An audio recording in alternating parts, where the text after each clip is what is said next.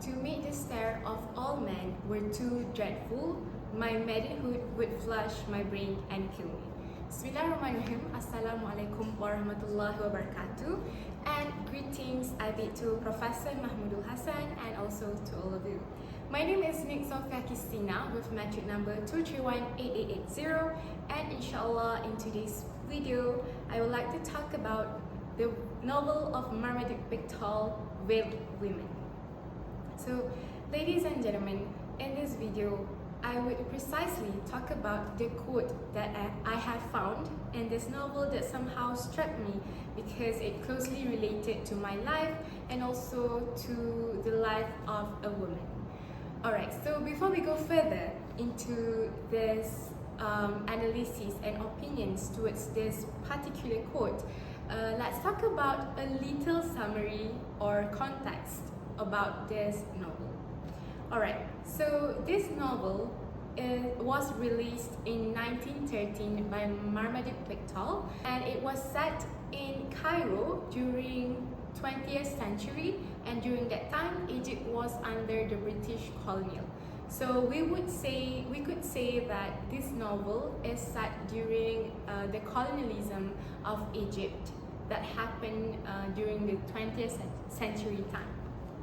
Alright, so this novel is centralized in this one character called Baraka, who is an English governess that moves in Egypt and somehow have life-changing experience as a woman, as a Muslim, and also as a human.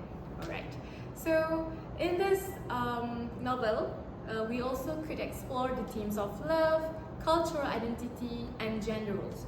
But bear in mind, I don't want to talk about the general things that happen or the summary of this movie, as this is not a book review.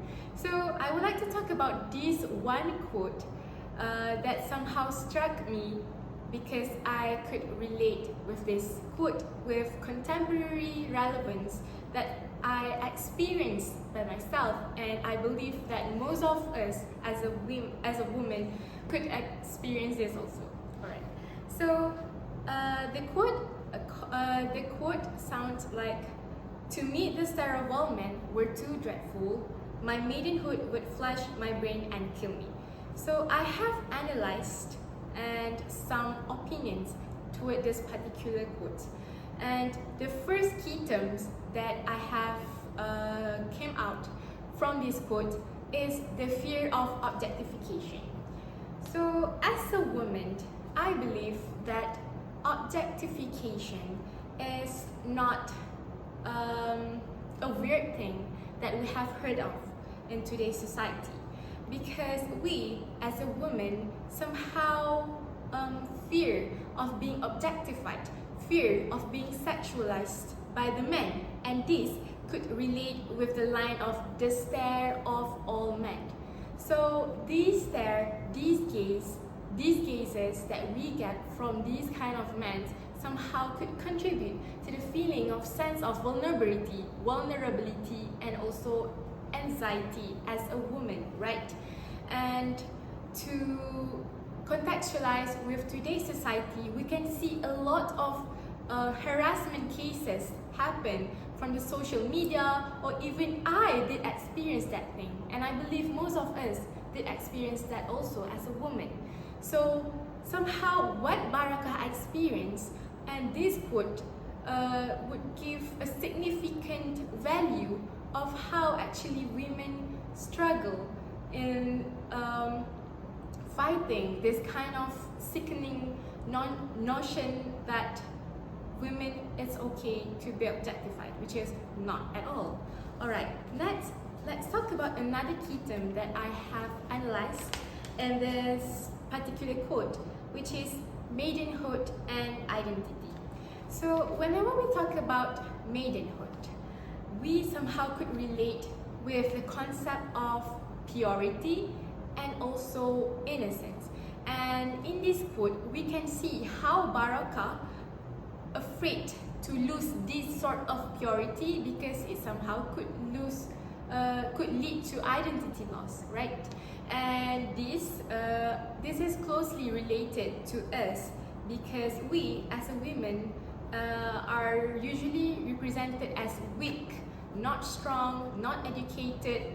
Like you should be living in your house, not going out. You should not go to the work. You should not be a teacher. You should not be a leader. Which is, for me, it's quite sickening to agree to that kind of notion and ideology, right? So it somehow, this notion, it leads to us as a woman to feel inadequate and ashamed to be a woman, and it leads to the feeling of the sense of insecure to be a leader.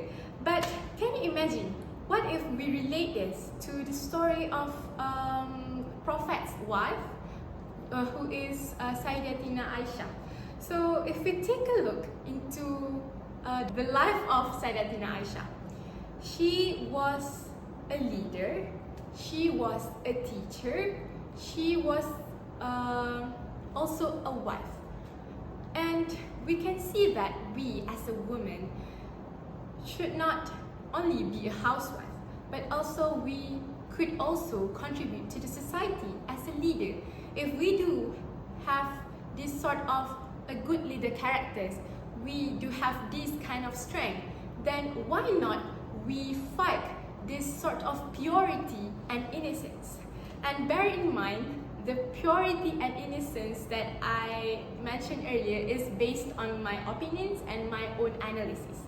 So it depends on you to think of what this sort of maidenhood mean. But for me, it does mean innocence, weak, pure. So as a woman itself, we should be fighting, we should be object this kind of idea of women should stay pure, should stay innocent, should stay belittled as a woman itself, right? So another key term that I would like to highlight that we could somehow extract from this quote is emotional turmoil. Alright, emotional turmoil. We could see how Barakah have this sort of emotional pain of being a woman. Like, can you imagine? Okay, for example, you walk in a lonely alley by yourself, and there's this sort of weird guy catcalling you. Like, hey, where are you going? Hey, pretty girl. Hey, sexy. Hey, like, can you imagine how painful it is to be a woman itself? But somehow you just live the way you want to live. But you cannot do that because you're a woman. You cannot be safe because you're a woman. So this could contribute to a mental health issue that somehow leads to a depressing life as a woman. And I believe that most of us experience that, not as a woman itself, but somehow there's some men also experience this, right? So it leads to the feeling of entrapment and also hopelessness to live in a secured environment. Hence, it could lead to a mental health problems and issues, which leads to emotional turmoil of a woman. Alright. Well, to relate this with contemporary issue, with contemporary relevance, I believe that we as a woman should be empowered and we should fight this kind of notion.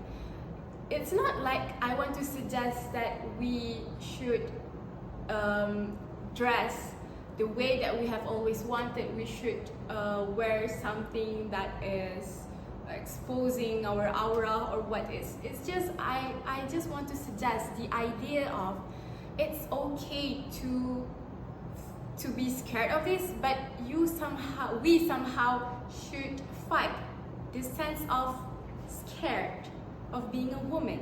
We should somehow instill that Allah already made us a different ways and we already have our own right. And if, let's say, we experience this again, na'uzubillah, we should be fighting. Like, for example, you should file a law case lawsuit towards the people that do something bad to us, or maybe we should be more confident to be a leader, despite of what people would say that, oh, women cannot be leader, women cannot be teacher, women only have to be a good wife. Then that is not a good thing to implant in our own life as a woman and also as a human.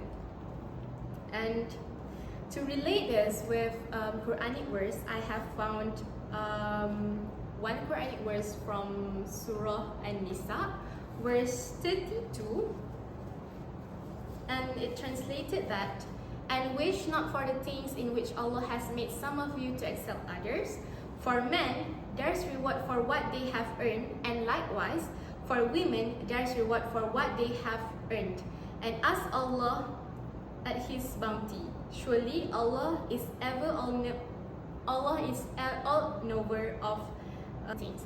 So basically, this verse highlights that women also can be a leader, can live in the normal ways despite of being scared to be themselves.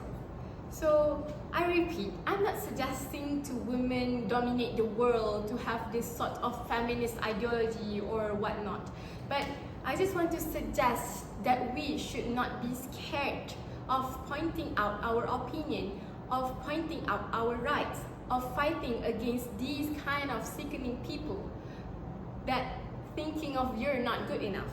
So I think that's all from me, and I hope you enjoy and get the idea of what I want to advocate to all of us, to you and to me and all of us. I think that's all from me.